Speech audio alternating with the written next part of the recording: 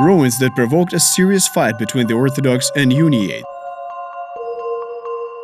An appointment that gave this Kyiv shrine a second lease of life. Rebellion that gilded St. Sophia Cathedral in Kyiv.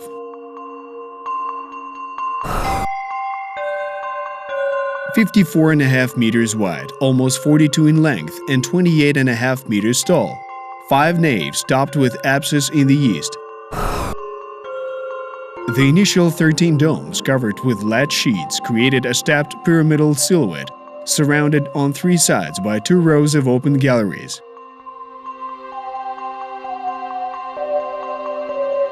Built out of granite, rose quartz, and thin buff brick, the Sophia Cathedral of the Wisdom of God was one of the largest buildings of that time.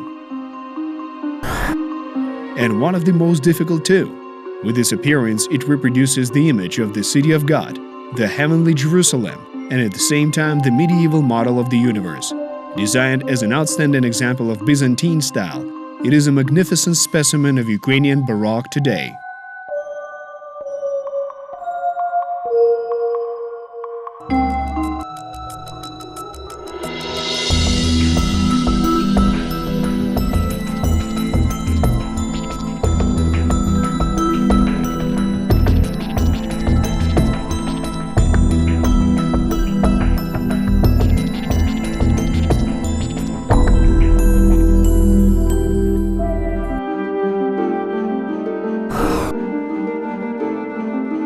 Built in the first half of the 11th century, an Orthodox shrine of such level was no accident at that time.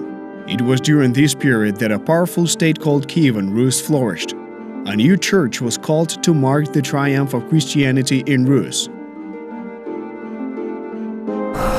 Volodymyr the Great introduced Christianity in 988.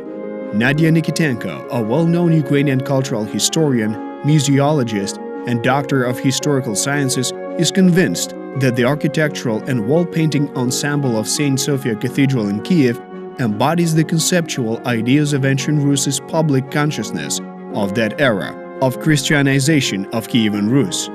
That is why the Kyiv shrine is full of various kinds of worldwide Christian symbols. Sophia was supposed to be the New Jerusalem. This is what Nikitenko writes in her work St. Sophia Cathedral as the image of newly converted Rus. 12 pillars lead us to recall the 12 foundations of the City of Heaven, 12 arched apertures in the central arches associated with the 12 gates of Jerusalem located on the 4 corners of the globe. The motive of the 12 gates is repeated by triple arcades of open galleries, forming with 3 arches functionally interconnected altars, where the liturgy unfolded, the same symbolic scheme.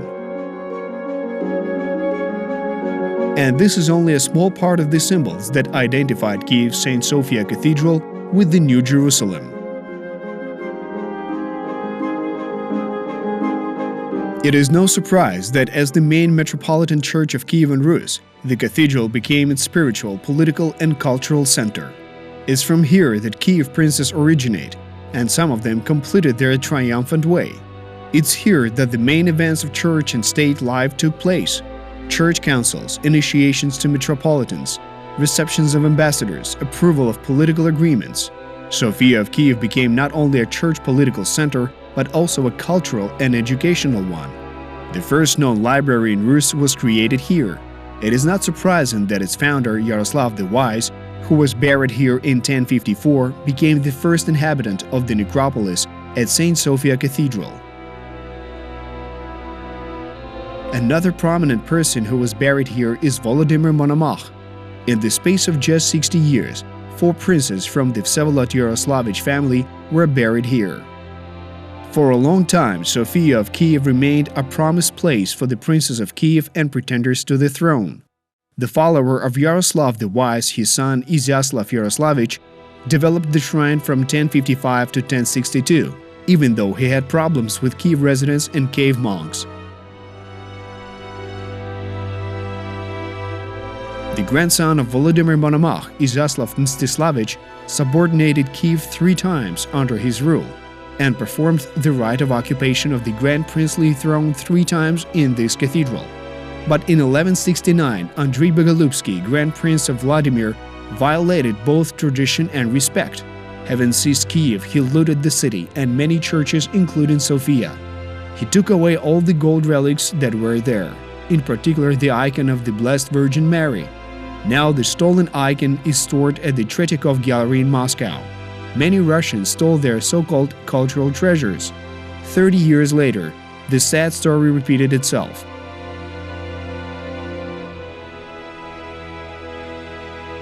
In 1203, the troops of Vyshgorod Prince Rurik Rostislavich sacked the cathedral again, and almost 40 years after that, for the first time, Kyiv citizens believed in the prophecy written over the Kyiv Oranta: "As long as an unbreakable wall stands, Kyiv will stand too."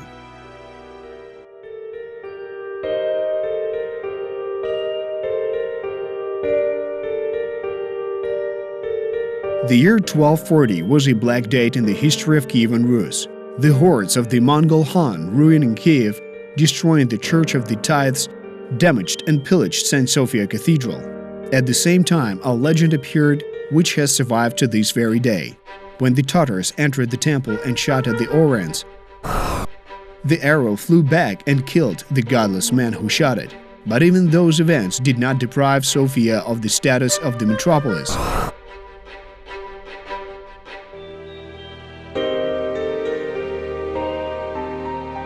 Metropolitan Cyril II rebuilt the temple, and from here the metropolitans ruled the 19th Rus dioceses until 1300. Constant raids by the Crimean Tatars, as well as the joining of southwestern Rus to the Lithuanian state for many years, made the once magnificent and crowded cathedral the metropolis without metropolitans.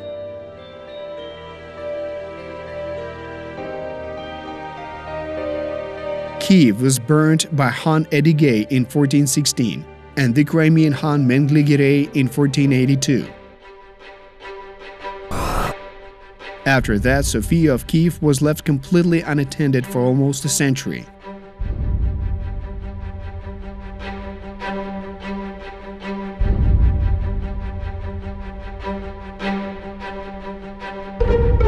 A new test for it was the Union of Lublin, according to which Rus became a part of the Polish-Lithuanian Commonwealth. The Polish crown did not care about the shrine that was slowly dying. According to a report addressed to the Polish king, trees grew on the roof of Sophia, but this did not last long. For nearly 30 years, from 1569 to 1596, after the signing of the Brest Church Union, the Uniate faith began to spread in Ukraine.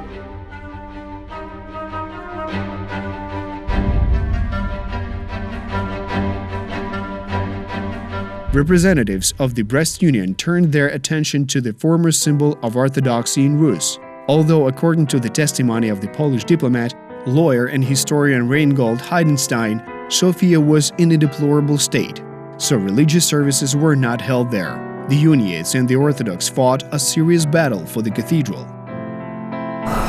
at the same time accusing each other of bringing the shrine to such an awful state. Perhaps Sophia of Kyiv would have perished if it were not for one appointment. In December 1627, Petro Mohyla was appointed to the post of Archimandrite of Pechursk-Lavra. From the very beginning of the appointment, the new Archimandrite began developing the Pechursk monastery. He started to supervise the clergymen in the villages of Lavra's estates, ordered them to teach illiterate people and punish stubborn people. He rejuvenated the church and did not spare expense to decorate the caves. 6 years later, Petro Mohyla was elected to the post of Metropolitan. In this hypostasis, he began to take care of not only the Kyiv-Pechursk-Lavra, but also other churches, including St. Sophia Cathedral. He managed to return the cathedral to the Orthodox Church. He carried out major repairs at his own expense and decorated the shrine. The central part of Sophia, where church services were held, was restored.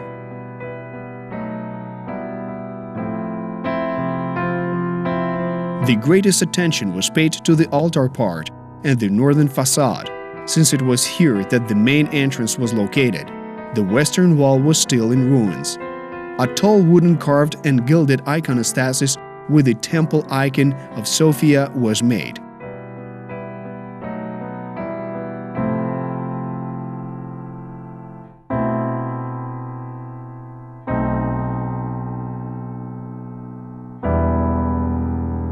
On the four arches of the central dome of the cathedral, a large inscription was made at the behest of the Metropolitan, which turned established views on the history of the Kyiv shrine.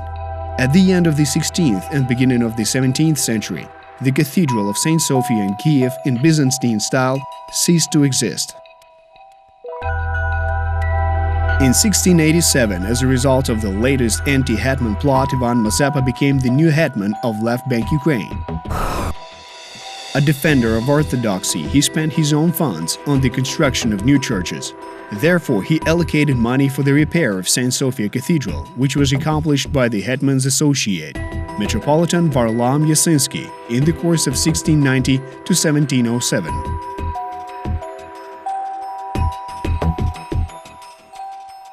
$50,000 gold coins were spent on building on the second floors over single-tier open galleries, to disassemble archways and turn galleries into enclosed spaces where the side altars are located.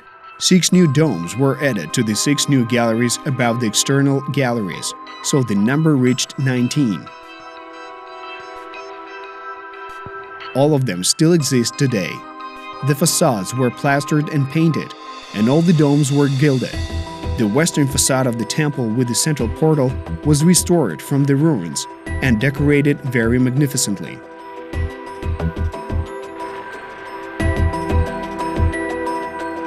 As a result of all the repair and restoration works, Sophia of Kyiv was transformed from being a colorful representative of the Byzantine style into a masterpiece of Ukrainian baroque. The style that appeared was the result of a combination of local architectural traditions and European baroque, and it reached its highest stage of development when Ivan Mazepa was hetman. And that is why the style is also called Mazepa Baroque. The hetman provided 5,000 ducats for gilding the Dome of Sophia, presented the cathedral with a golden bell of 500 ducats, and ordered and financed the casting of the largest ancient bronze bell in Ukraine that survives to this very day. It is called the Mazepa bell. In 1843, Russian Emperor Nicholas I, obsessed with the idea of a single body and one soul invented by Russian autocrats, announced his august patronage for the reconstruction of St. Sophia in Kyiv. The works took place under the direction of Petersburg academic Fyodor Solntsev. Modern scholars are speechless as to what happened then in the cathedral. The frescoes were cleared from under the later drawings and renewed with oil paints. At the same time, in the first stage of the works, open frescoes were covered with a new wall under a hot linseed oil, which penetrated into the drawings dating back to the 11th century. Fragments that did not adhere well were not fixed, but simply destroyed. Many paintings were redrawn. Reenactors also update some images from the 18th century. To open the view to the altar mosaic, the upper tier of the 18th century iconostasis was removed. The iconostasis was re-gilded. The floor of the church was laid out with cast iron relief plates, which are still preserved to this very day. These works continued until 1853.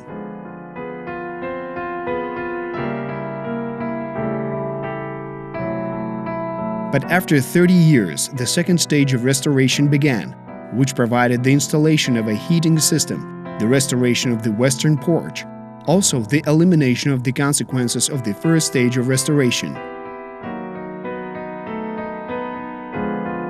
It was by the will of fate that the art historian, archaeologist, and art critic Professor Adrian Prahov should direct these works. The fantastic results of the restoration work can be observed to this day.